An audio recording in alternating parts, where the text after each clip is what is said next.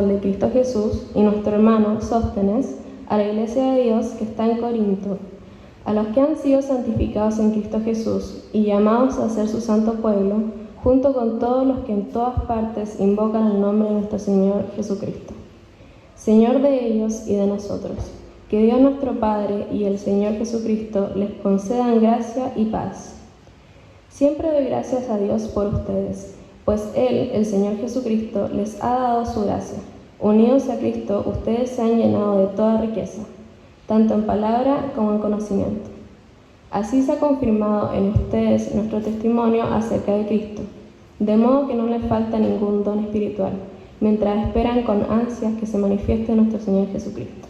Él los mantendrá firmes hasta el fin, para que sean irreprochables en el día de nuestro Señor Jesucristo. Fiel es Dios, que los ha llamado a tener comunión con su Hijo Jesucristo, nuestro Señor.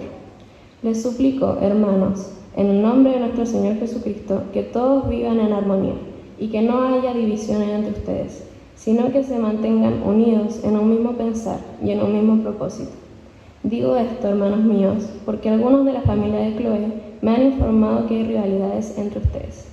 Me refiero a que unos dicen, yo sigo a Pablo, otros afirman, yo a Apolos, otro, yo a Cefas, y otros, yo a Cristo.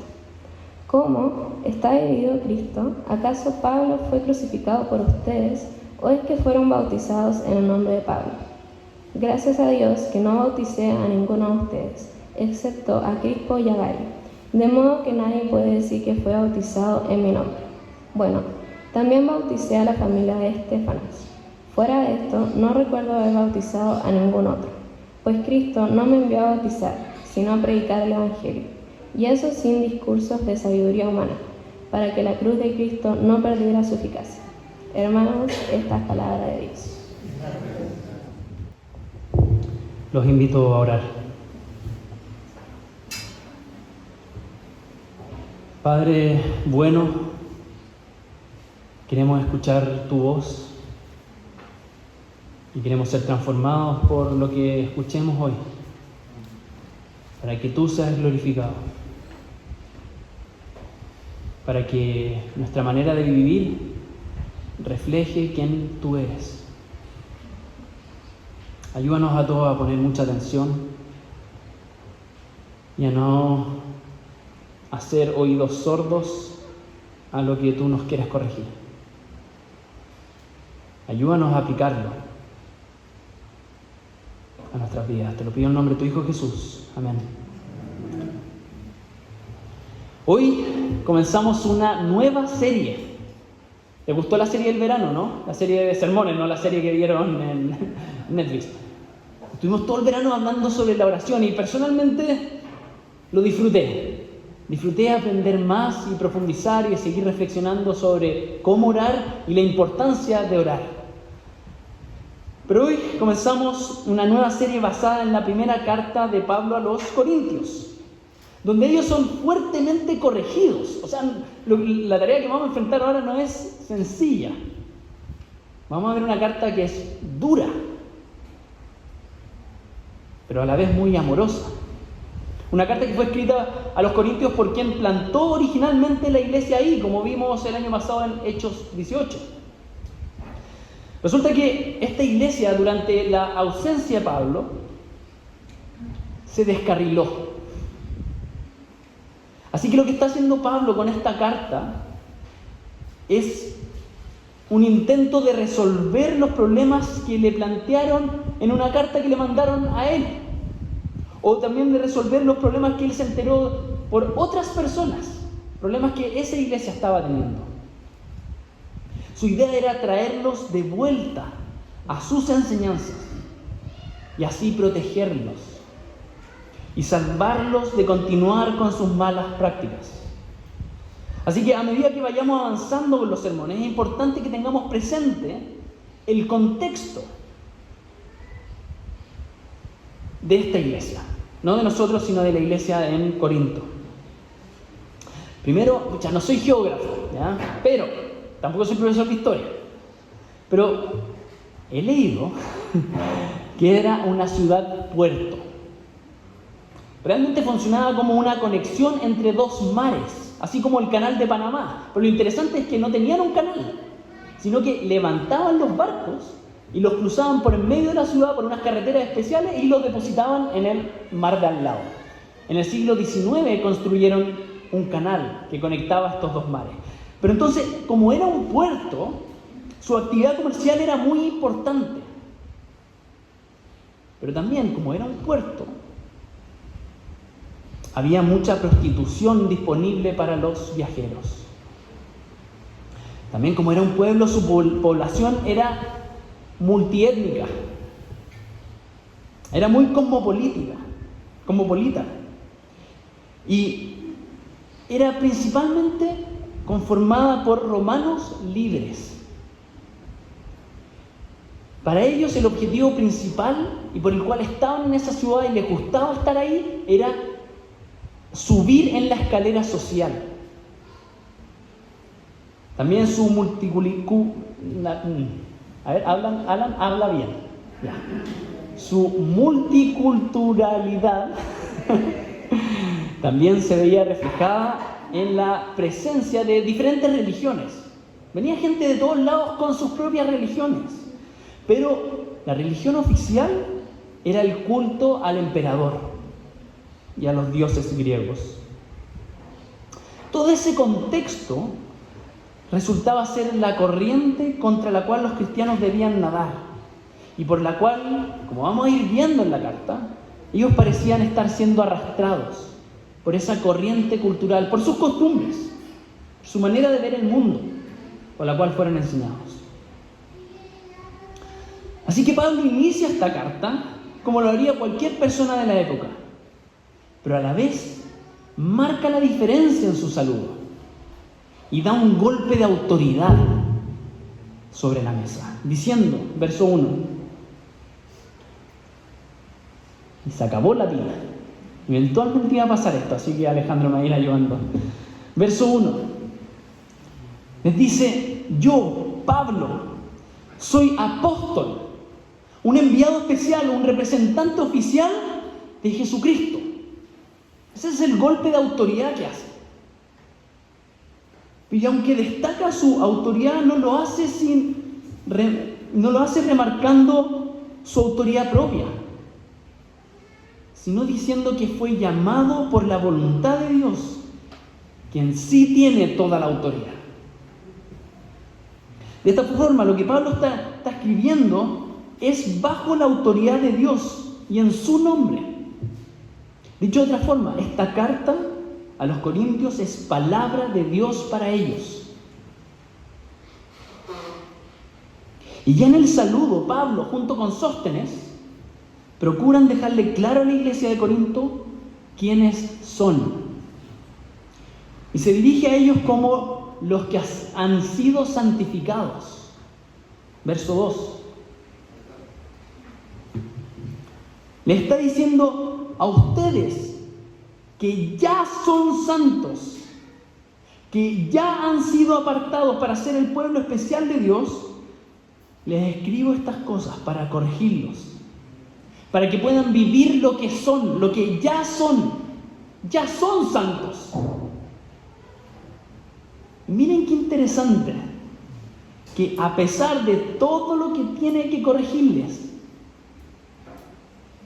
todos los problemas que buscará resolver con esta carta, aún así los llaman santos, porque ellos ya han sido santificados en Cristo Jesús. Así como todos los que en cualquier lugar y tiempo invocan el nombre del Señor Jesucristo, el Señor de todos. Qué lindo sería recibir una carta así hoy, ¿cierto? Y en un sentido la estamos recibiendo. Una carta que antes de corregir todo lo que debe ser corregido en esta iglesia, nos recuerda quiénes somos. Quiénes somos más allá de nuestras faltas, más allá de nuestras debilidades. Y que a pesar de todo, ya hemos sido santificados en Cristo Jesús. Cuando yo leí esto y caí en cuenta de lo que estaba diciendo, créanme que me subieron los hombros, me relajé, quitó presión. ¿Y cuánta seguridad y descanso nos da saber eso? Porque nos evita caer en la autojusticia, por un lado, o en la autocondenación, mientras que nos llama a vivir esa santidad, a practicar esa vida apartada para reflejar el carácter de nuestro Dios santo. Y es clave que los corintios entendieran esto de entrada, porque estaban tan inmersos en una cultura del honor-vergüenza, de que todo lo haces para ganar honor, y las cosas que haces mal traen vergüenza y te hacen bajar de alguna forma. Están inmersos en una cultura de la meritocracia. Chuta. ¿Partamos de nuevo? Meritocracia. Esa es la cultura. Una cultura del ascenso social a punta de esfuerzo personal para alcanzar un cierto estatus. Esa cultura fácilmente los podía llevar a olvidar que tanto su identidad como su valor debían estar arraigados en Jesús y en lo que Él hizo. En ese contexto se ponía demasiado énfasis en las apariencias, en las posesiones, en los logros, en la posición social. Y como ocurría eso, los dejaba en una vertiginosa posición, propensos a caer hacia uno de dos precipicios, como caminando sobre una cuerda floja. Por un lado podían caer hacia el orgullo, por la posición que habían heredado o la que habían llegado a tener, por todos sus logros, por sus muchos conocimientos, por sus posesiones, por su poder o por sus relaciones aventajadas. Orgullo. Pero por otro lado, podían caer hacia un desconformismo desesperado, siempre creyendo que les faltaba algo más, que no tenían lo necesario y que ellos mismos con su esfuerzo debían adquirirlo. Por eso Pablo les dice en los versos 4 al 5: siempre doy gracias a Dios por ustedes, pues Él, en Cristo Jesús, les ha dado su gracia. Unidos a Cristo, ustedes se han llenado de toda riqueza, tanto en palabra como en conocimiento. Entonces los rescata del primer abismo diciéndoles: lo que tienen es por la gracia. Es un regalo que Dios les ha dado. Y les fue dado en Cristo, no por su propio esfuerzo. Y también los salva del otro barranco, diciéndoles: no les falta nada. Tienen todo lo necesario porque fueron enriquecidos en Él. ¿Y qué es eso tan valioso que les fue regalado? Toda palabra y todo conocimiento. Eso que los corintios tanto valoraban y de lo que se jactaban, de su retórica refinada, de sus conocimientos en diversas áreas, de su filosofía, de su sabiduría. Todo eso es desafiado por las palabras de Pablo, que les dice: Dios les ha dado todo, pero no en los términos de este mundo, como vamos a ir viendo en los próximos capítulos. Lo tienen todo, pero Pablo sabe, y ellos también, que eso parece no ser tan evidente. ¿Cómo dices que lo tengo todo? Pero mira cómo vivimos. O sea, Pablo dice: lo tienen todo, pero le estoy escribiendo una carta para corregirlos, porque tienen que mejorar.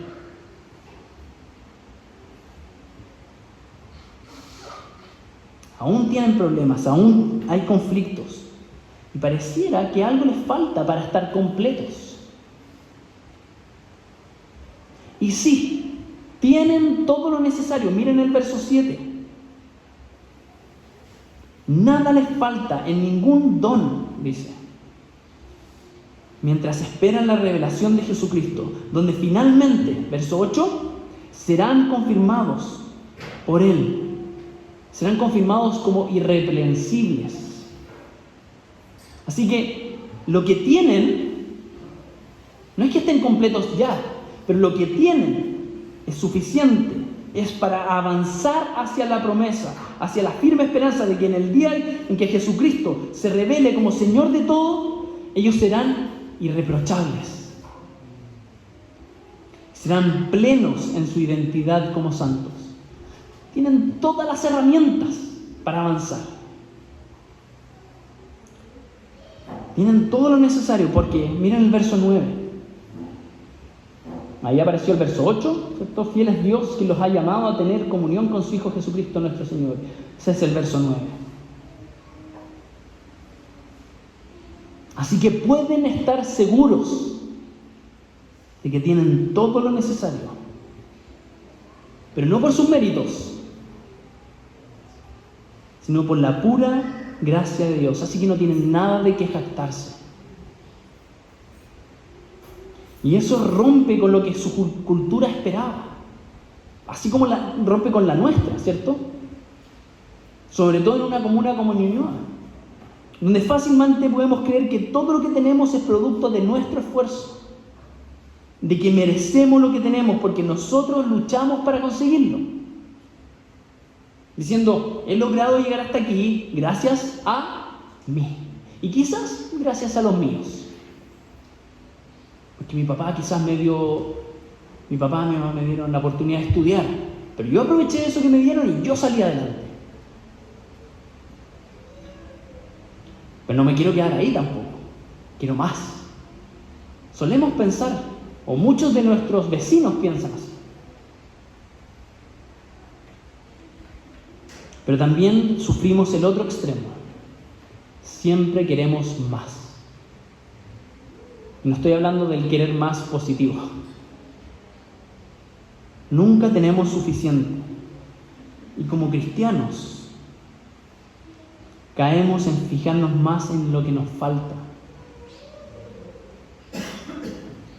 A veces miramos demasiado nuestros fracasos, nuestras debilidades, y no nos damos cuenta o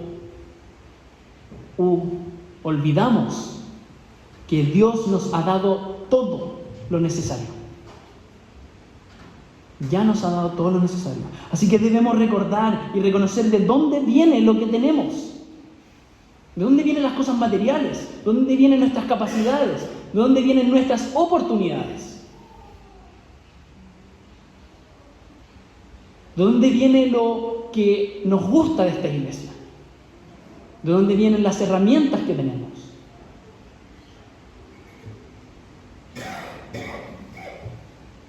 No debemos olvidar que todo lo que tenemos ha sido dado por Dios. Y sobre todo que Dios nos ha dado todo lo necesario para crecer y para madurar hasta el día en que Cristo vuelva.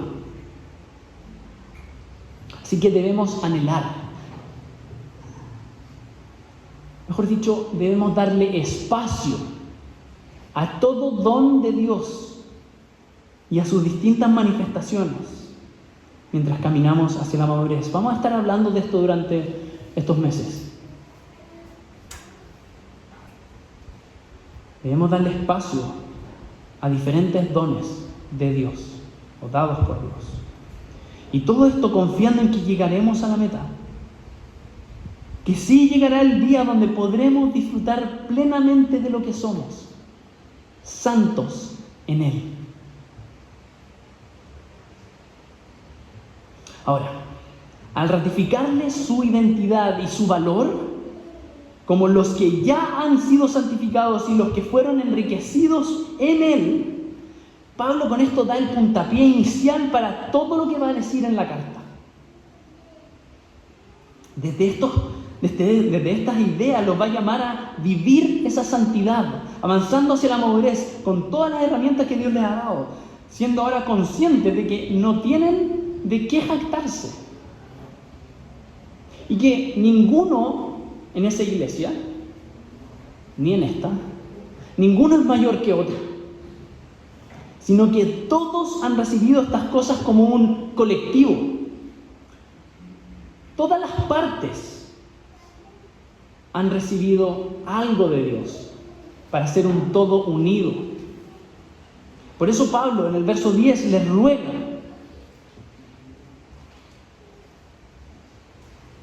aún después de mostrar toda su autoridad, les ruega que no haya divisiones entre ellos, sino que estén enteramente unidos. Ahora, ¿por qué habían de dividirse? ¿Por qué tener facciones? ¿Por qué armar grupitos que siguen a unos líderes despreciando a otros? ¿Por qué entran en ese problema? Si en realidad ninguna de esas cosas les va a dar su verdadera identidad. Ninguno de esos líderes les va a dar mayor o menor posición social. Si todo lo tienen en Cristo. Pensemos que su cultura los empujaba a creer que siguiendo a un líder u otro, si se identificaban con ellos, obtendrían el honor correspondiente a ese líder o a ese personaje. Por ejemplo, versos 11 al 12. Si Apolos era conocido por su buena retórica, entonces ellos decían, yo soy de Apolos. Entonces recibirían el honor de esa persona valorada y admirada por la sociedad. En cambio, podían ser despreciados por llamarse seguidores de Pablo, que era visto como un simple fabricante de carpas, un simple judío fabricante de carpas. Eso no era tan valorado. Así que ese era el problema que tenían. Por esas cosas discutían, se dividían en la iglesia. ¿Quién tenía el maestro más sabio? La verdad es que no podemos saber a ciencia cierta por qué se producían esas divisiones, por qué escogían a un líder u otro. Pero esa es la información que le llegó a Pablo y que él considera que son cuestiones completamente secundarias. Quizás nosotros podríamos decir, pero ¿cómo se pelean por eso? ¿Cierto? ¿O no? O quizás es más común para nosotros. Pero para esa cultura era primordial con quién te vinculabas. Es como si acá todos fuésemos fanáticos del fútbol y nos separáramos por equipos. Acá los del Colo y allá los de la U. Y allá los de la Cata. Ellos estaban separándose por cosas que a ellos les parecía importantes. Pero Pablo está diciendo, eso es secundario. Miren lo que les dice, versos 13 al 16. ¿Cómo? ¿Está dividido Cristo? ¿Acaso Pablo fue crucificado por ustedes? ¿O es que fueron bautizados en el nombre de Pablo? Gracias a Dios que no bauticé a ninguno de ustedes. Y me encanta esta parte, Miren, fíjense bien. Gracias a Dios que no bauticé a ninguno de ustedes. Bueno, sí, ahora que me acuerdo. Sí, bauticé a alguien. Sí, a un tal Crispo y a Gallo. Bueno, nadie se puede jactar de que fue bautizado en mi nombre. Bueno, sí. Ahora que lo vuelvo a recordar, también bauticé a la familia de Estéfanas. Fuera de estos, no recuerdo haber bautizado a ningún otro. ¿Ven? Es tan secundario que hasta se le olvida a quién bautizó. O sea, buena onda, imagínate estar escuchando esta carta y así como orgullosa, a mí me bautizó Pablo y no se acuerda que te bautizó. Diciendo como, la verdad es que no me acuerdo a quién bauticé.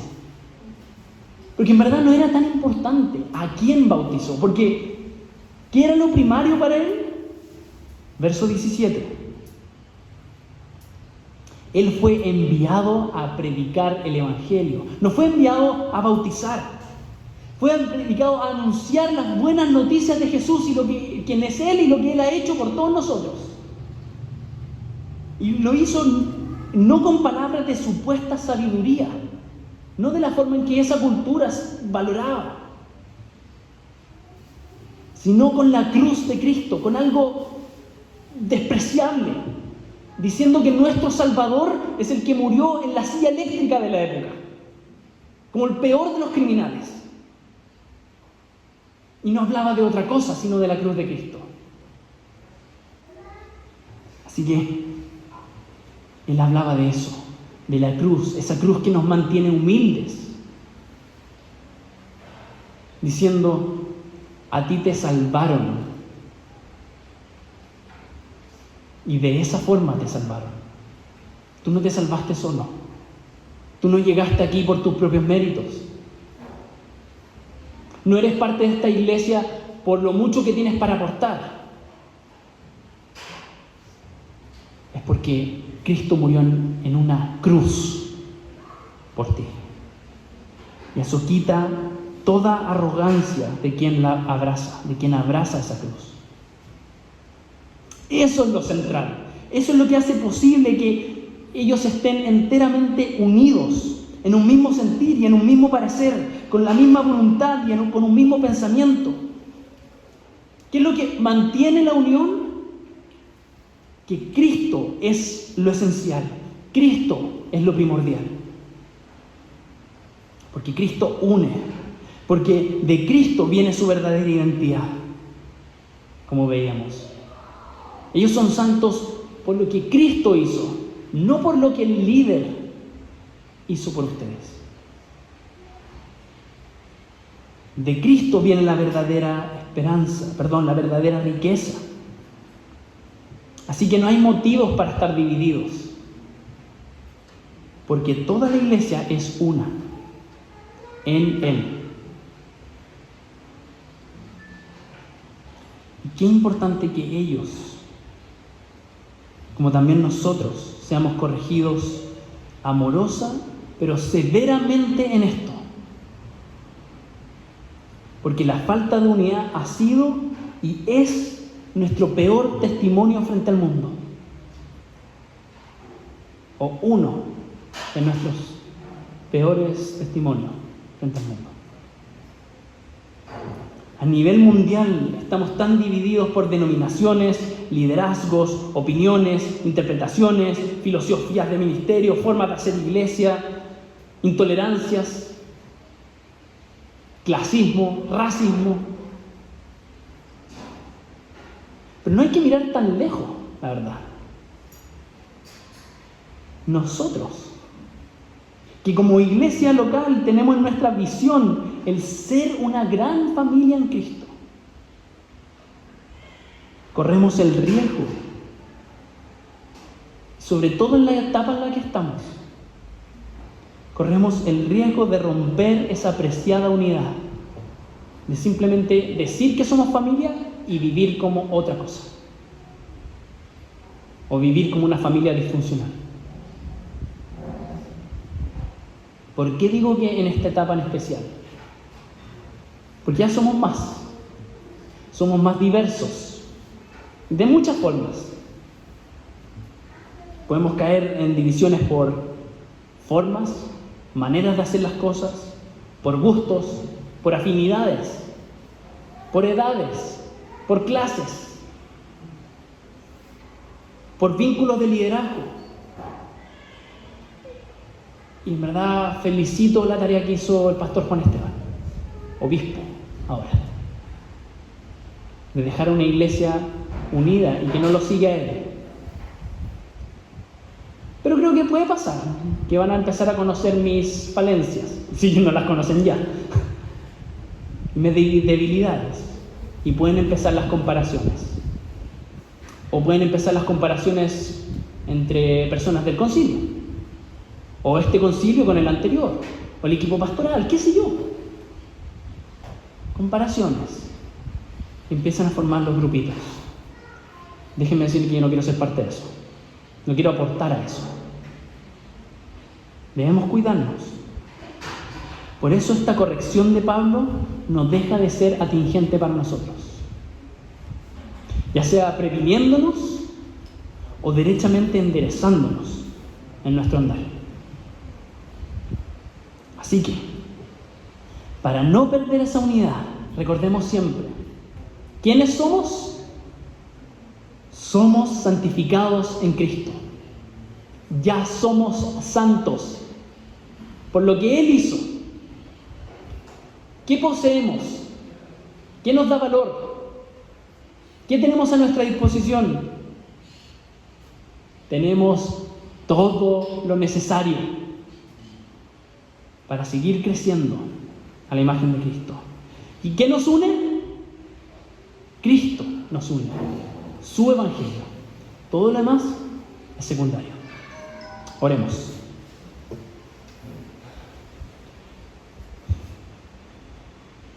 Sí, Señor, protégenos.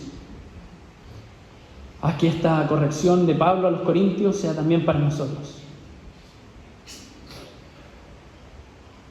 Ayúdanos a mantenernos unidos en lo esencial, que es las buenas noticias de tu Hijo Jesucristo, lo que tú hiciste por nosotros y que nos ha salvado mediante su sacrificio en la cruz. Nos ha hecho nuevas personas por su resurrección.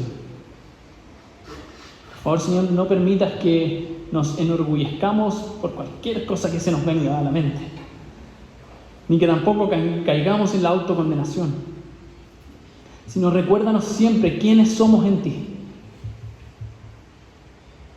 que hemos sido llamados santos a pesar de las cosas malas que hemos hecho y sin contar las cosas buenas que hemos hecho, solo por tu pura gracia. Gracias por todo lo que nos has dado, Señor, para seguir creciendo en madurez. Ayúdanos a estar atentos a las diferentes herramientas, a los diferentes dones que tú has puesto en esta herramienta, en esta iglesia, para seguir siendo transformados hasta el día en que estemos plenos en ti, el día en que tu Hijo Jesucristo vuelva como Señor de todo. Amén.